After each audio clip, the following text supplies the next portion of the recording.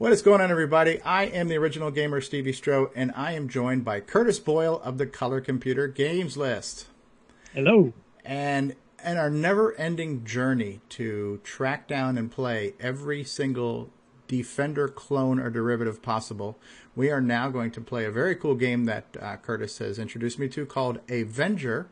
And here's a picture of what this game looks like on Curtis's website. There will be a link in the description to this video. Anything you'd like to throw in here about the Avenger game, Curtis? When I first had my Coco, it was one of the first Defender clones I ever got. It was my favorite, actually, for quite a while because of the gameplay mechanics, as you'll discuss as we're playing it.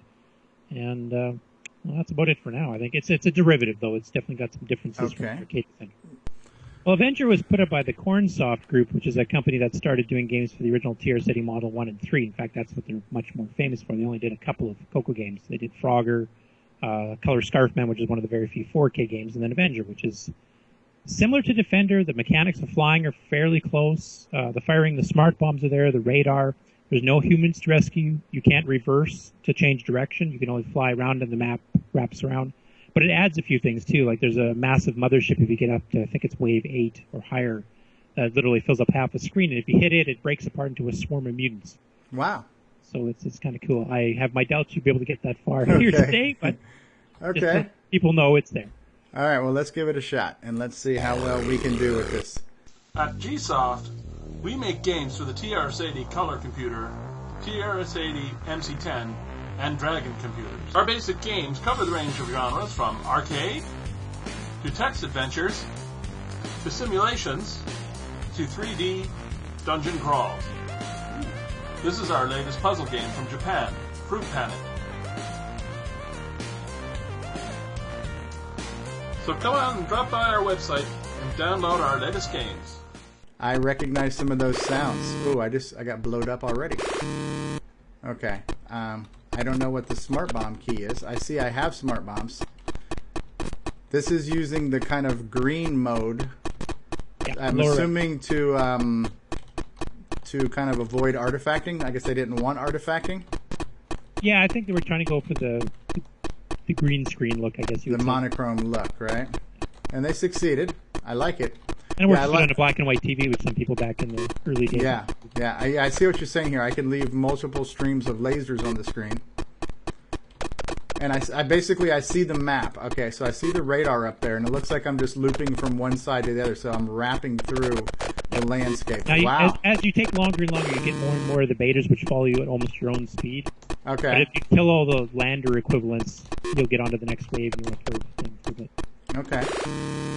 Yeah, I like it. I like the sound effects. I like the explosion effects. I mean, it's definitely a good... Would you call this a clone or a derivative?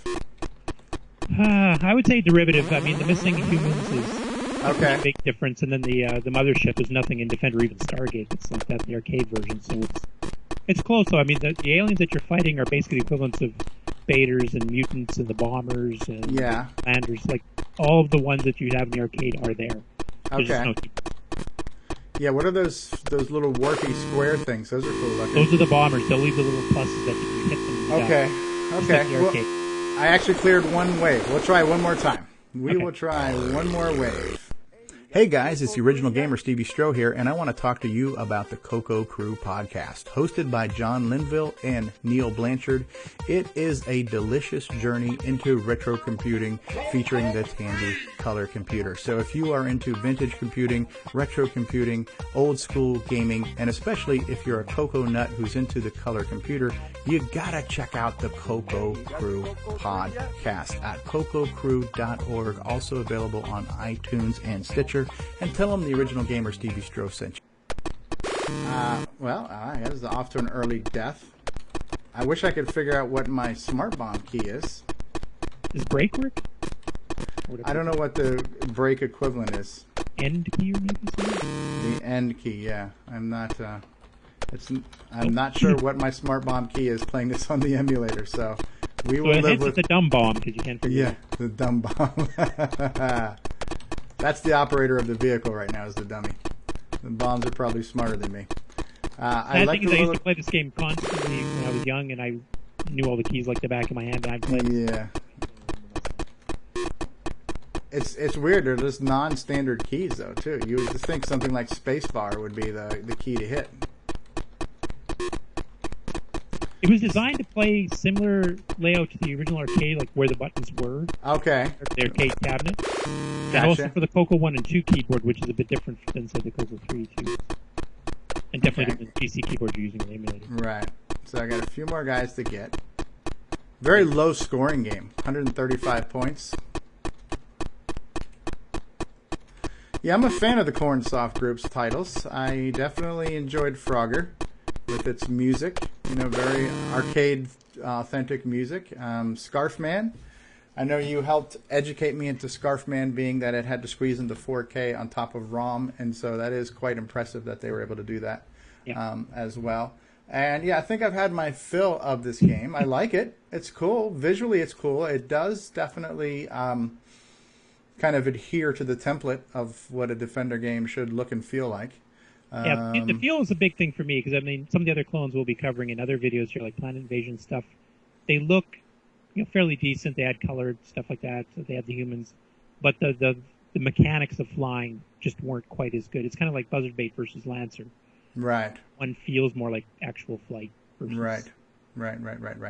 All right, well, we will end this video. So you have just seen a very brief demonstration of Avenger played very poorly, but it's still a cool game. We can't blame the game on my lack of skills there. So thank you, Curtis, for being with us on another Defender-esque game, and we got more to come, so stay tuned. But until then, we will see you all later. Bye-bye. I hope you had as much fun watching this video as I had making it for you. And if you did, then do me a favor and smash that like button and subscribe to this channel. If you've got something you'd like to say, throw out a comment and let me hear it. I'd really appreciate it if you could share this video and my channel with your friends. So thank you so much for watching. I'll see you all next time. Peace out, bye-bye, and long live the Coco.